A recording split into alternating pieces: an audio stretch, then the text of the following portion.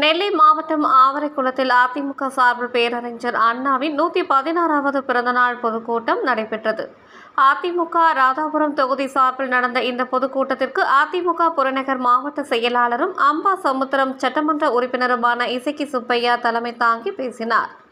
பொதுக்கூட்டத்தில் முன்னாள் எம்பி சவுந்தரராஜன், அதிமுக மாநில நிர்வாகி சரவண பெருமாள், முன்னாள் எம்எல்ஏ ரெட்டியார்பட்டி நாராயணன், அதிமுக நிர்வாகிகள் ஜான்சி ராணி, பால்துறை மற்றும் அதிமுக பேச்சாளர்கள் உட்பட பலர் பேசினர்.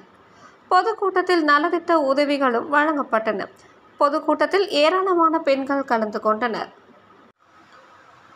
முன்னதாக ஆவரைக்குளம் பேருந்து நிலையத்தில் உள்ள பெருந்தலைவர் காமராஜரின் திருவுருவ சிலைக்கு இசக்கி சுப்பையா எம்எல்ஏ மற்றும் அதிமுக நிர்வாகிகள் மாலை அணிவித்து மரியாதை செலுத்தினர். டிவி பக்கத்தில் நான் கெடுக்க மாட்டேன், நீங்கள் போயிட்டு வந்துருங்க. ஆனால் ஒன்று மட்டும் உறுதியாக என்ன சொல்லணும்னா, எனக்கு முன்னாடி பேசுகிறேன் சவுந்தரராஜன் சொன்னார், ஒரு சப்ஜெக்ட் சொன்னார் வச்சுக்கோ, அப்புறம் சொல்கிறேன் என்னென்னு.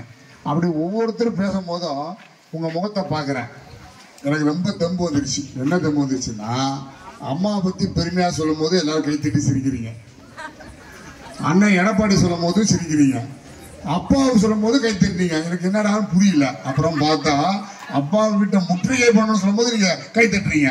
அப்ப என்ன அர்த்தம்? அப்பாவை வீட்டுக்கு அனுப்பிட முடிவாயிட்டீங்க. கரெக்டு தானே? கரெக்ட், அது முடிவாயிட்டீங்க. இன்னொரு விஷயம் என்ன கேட்டா, வருகிற தேர்தலில் இதே எனக்கு ஆதாரம். என்ன ஆதாரம்? ராதாபுரம் என்னைக்குமே அதிமுக கோட்டை.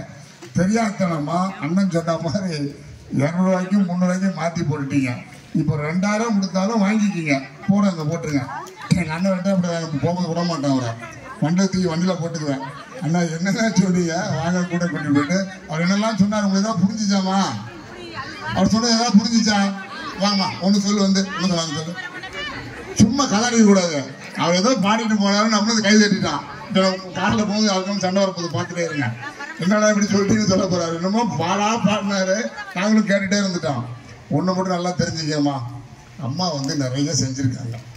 பேரறிஞர் அண்ணா என்ன செஞ்சாருன்னா, நம்ம குடும்பம் தான் கழகம்னு நினைச்சார். இன்னைக்கு இருக்கிற என்ன நினைச்சிட்டு இருக்காரு?